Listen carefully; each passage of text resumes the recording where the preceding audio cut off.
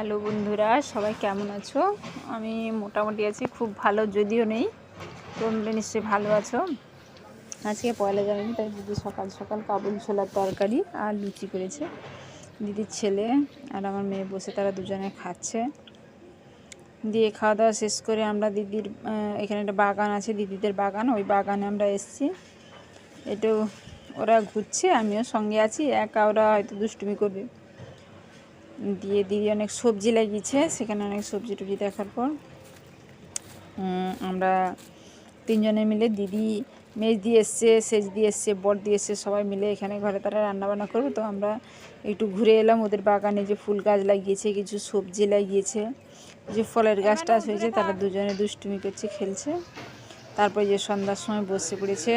দিদি আজকে চালের রুটি করবে, খাসি মাংস, আর এই যে রান্না করছে, মশলা তৈরি হচ্ছে, মেজদি রান্না করছে, দুধ পুলি হবে। যেহেতু তোমাদের দাদাও দুধ পুলি একটু ছোটো ছোটো তৈরি করে, তাই তোমাদের দাদাকে ডেকেছে, দাদা এসছে, এই যে খানাচ্ছে সবাই মিলে। এই যে আমার সেজদি, বর দিয়ে এসছে, সবাই মিলে খুব আনন্দ হচ্ছে।